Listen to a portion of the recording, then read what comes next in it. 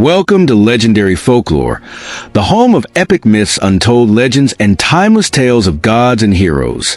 Today, we bring you a battle that shakes the very foundations of Olympus, a war between two of the most powerful deities in Greek mythology, Zeus, the king of the gods, and Poseidon, the lord of the seas. For centuries, these mighty brothers ruled their domains in an uneasy truce. But power is a dangerous thing, and ambition even more so. When gods clash, the heavens tremble, the seas rage, and the world is caught in the storm of their fury. What sparked this cataclysmic battle? Was it jealousy, betrayal, or a struggle for ultimate supremacy? As lightning crackles in the sky and tsunamis rise from the depths, Olympus and the ocean prepare for war. This is no mere squabble between brothers. This is a battle of gods, a war of titans, and a fight that will determine the fate of the cosmos. Let the legend unfold. In the ancient world, where gods ruled with supreme power, Olympus stood as a beacon of divine authority. Zeus, the king of the gods, wielded his thunderbolts to command the heavens, while Poseidon, the god of the seas, held dominion over the oceans with his mighty trident. Though brothers by birth, their relationship had always been fraught with tension. The division of the cosmos after the Titanomachy had left Poseidon bitter. He had wanted the heavens, the throne of the sky, but was given the sea instead. Over time, their rivalry festered, stoked by power struggles, conflicting interests, and the ever-widening gap between their realms. The fragile peace between them was about to shatter. A great dispute arose when a mortal king, Argothos of Attica, swore loyalty to Poseidon over Zeus. The king of Olympus, furious at the disrespect, saw this as an act of defiance. He believed that all rulers should first swear allegiance to him. When Zeus struck down Argothos with a thunderbolt, Poseidon, feeling humiliated by the assault on his mortal ally, retaliated by unleashing a monstrous tidal wave upon Attica, drowning its capital and its people. The skies above Olympus grew dark with tension as the gods and goddesses gathered for a divine council. The thunder of Zeus's anger rumbled across the heavens, while Poseidon's fury rippled beneath the waves. Hera, the queen of the gods, urged restraint, warning Zeus that such actions could lead to chaos. Ares, the god of war, eagerly spoke of the glory of battle, seeing the conflict between his brothers as an opportunity for divine warfare. Athena, wise and strategic, cautioned against open war. A direct clash between Zeus and Poseidon would not only devastate their realms, but the entire world would be caught in the crossfire. But Zeus, undeterred by counsel, was adamant. Poseidon had dared to defy him, and for that, the seas would pay the price. A battle was inevitable. Poseidon summoned his allies to prepare for war. His son Triton, with his command over the waves, rallied the forces of the sea. Charybdis, the fearsome sea monster, roared with hunger as she readied herself to swallow the very ships that crossed her path. The oceanic warriors, powerful and relentless, answered the call to arms. The seas were stirred with fury, preparing to rise against Olympus. Meanwhile, in the sky, Zeus gathered his own allies. Hermes, the swift messenger, would use his speed and cunning to outmaneuver Poseidon's forces. Apollo, the god of the sun and the bow, prepared his golden arrows to rain down on the enemy.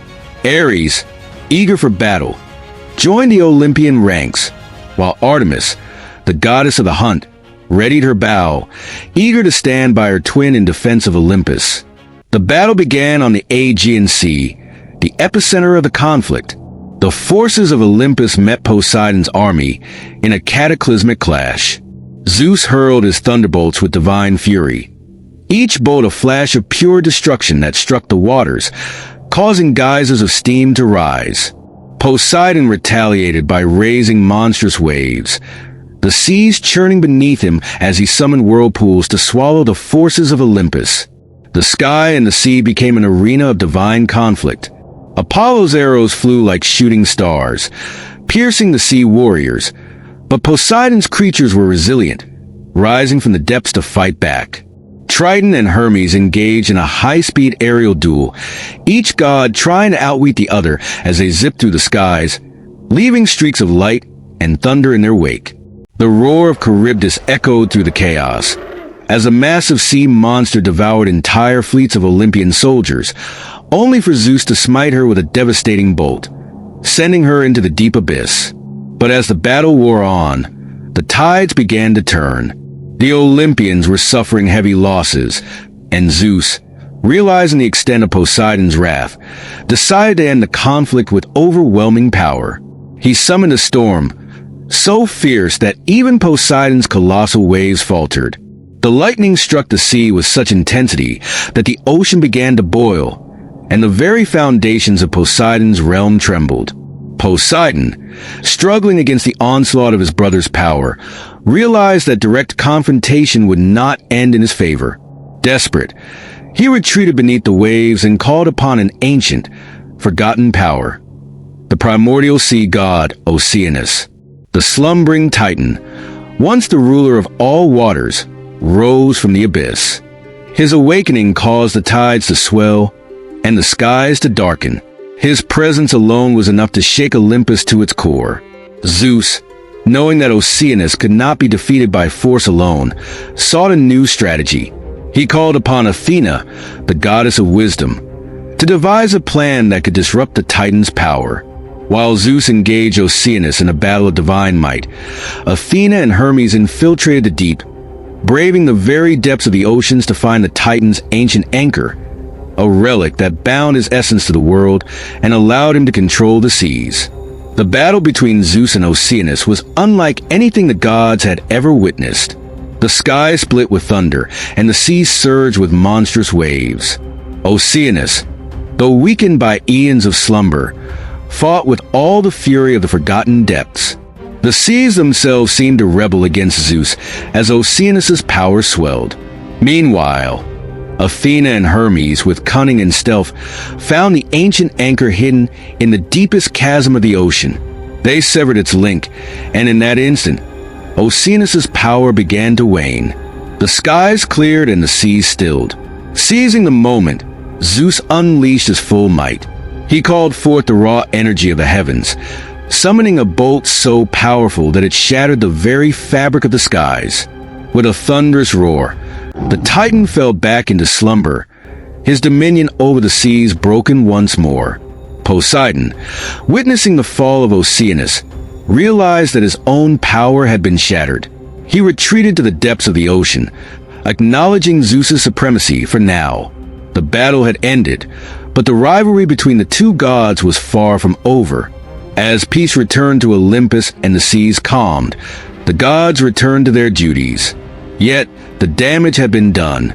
Mortals whispered of the war between the gods, of the divine forces that had nearly torn their world apart. They knew that their fates were forever tied to the whims of these eternal beings. But deep beneath the waves, Poseidon plotted in silence. The storm had subsided, but the war was far from over. He would wait. He would seek allies in the forgotten corners of the earth, and when the time was right, the sea would rise once more. The gods of Olympus, too, had their secrets. Though they had won the war, they knew that Poseidon's resentment would never fade. The balance between the heavens and the seas remained fragile, and the rivalry between Zeus and Poseidon would forever linger, an eternal storm on the horizon.